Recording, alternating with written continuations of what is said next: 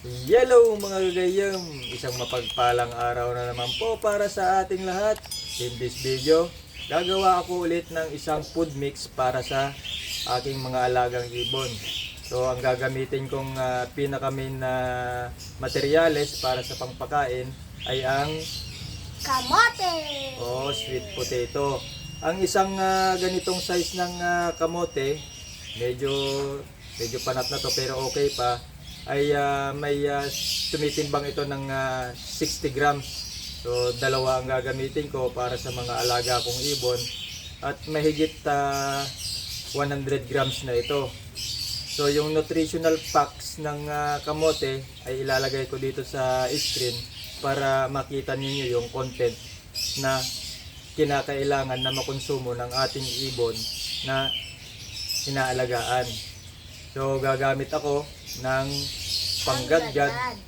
Panggadgad. So, yung gadgad ang gagamitin para mapaliit yung size at saka madaling kainin ng mga alagang ibon. So let's go mga gagayam. Simulan na natin ang preparasyon para sa nutritious food ng ating alagang African lovebird. Yay! Ang kamote para sa ibon ay maaaring magbigay ng iba't ibang nutritional benefits. Mayaman sila sa mahalagang sustansya na nakakatulong sa pangkalahatang kalusugan ng ibon.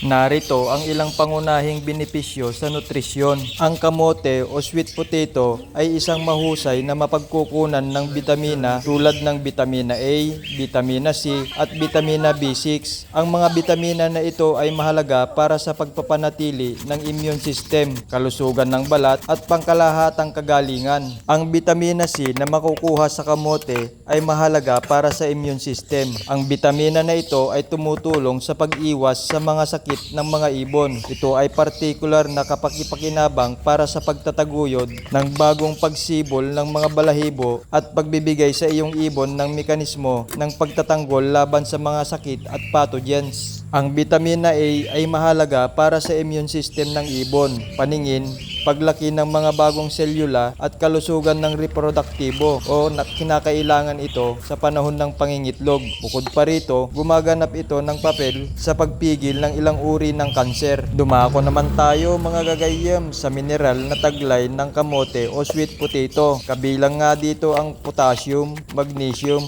at copper. Ang mga mineral na ito ay may papel sa kalusugan ng buto, paggana ng enzyme at pagpapanatili ng tamang balanse ng electrolyte. Bago natin ipagpatuloy ang pag-discuss natin sa taglay ng kamote mga gagayam, gusto ko lang ipaalala na hindi ako isang dalubhasa sa pag-iibon at sa kanilang mga diet. Ito ay ang impormasyon na nakuha ko sa isang artikulo na nagsasaad ng kagalingan ng kamote para sa mga ibon. Kaya sayang naman ang impormasyon kung hindi natin ia-apply sa sarili nating mga ibon. Dahil para sa akin ang ganitong impormasyon ay napakahalaga para sa aking pagtitipid pero hindi makukompromiso ang kalusugan at nutrisyon ng aking mga inaalagaan. Balik na tayo sa mahalagang impormasyon ng mahiwagang kamote mga gagayam. Ang kamote o sweet potato ay nagtataglay ng potassium, mahalaga para sa pagpapanatili ng wastong paggana ng puso at malusog na presyon ng dugo ng mga ibon. Ang kamote o sweet potato ay nagtataglay ng mataas na antas ng fiber, ay maaaring makatulong sa panunaw at sa isang malusog na digestive system para sa ibon. Ang carbohydrate sa kamote ay nagsisilbing isang mahusay na mapagkukunan ng enerhiya para sa pang-araw-araw na gawain. Bakit nga ba natin kailangan isama ang kamote sa dieta ng ating mga ibon? Una, ay ang pagbibigay ng suporta para sa malusog na pagtubo ng mga balahibo. Gaya nga ng nabanggit kanina na ang vitamina A ay gumaganap ng isang mahalagang papel sa pagpapanatili ng kalusugan ng balahibo ng mga ibon. Pangalawa, nagtataguyod ng maayos na panunaw. Ang fiber content sa kamote ay nakakatulong sa digestive health ng iyong ibon sa pamamagitan ng pagpapadali sa paggalaw ng pagkain sa pamamagitan ng digestive tract at pagpigil sa mga isyu tulad ng constipation.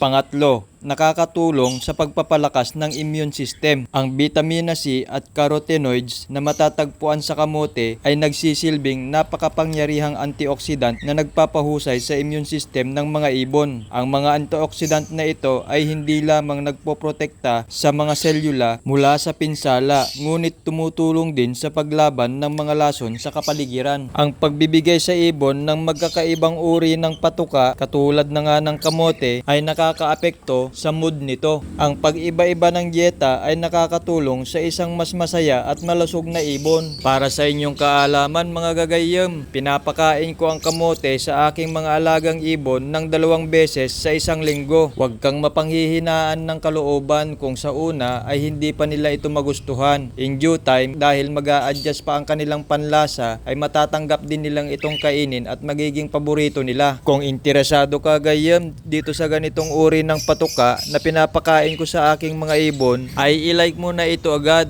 i-share at mag-subscribe. Huwag mo na ring ipagkait na pindutin ang bell icon para lagi kang updated sa mga susunod kong i-upload na videos. Hanggang sa muli, paalam!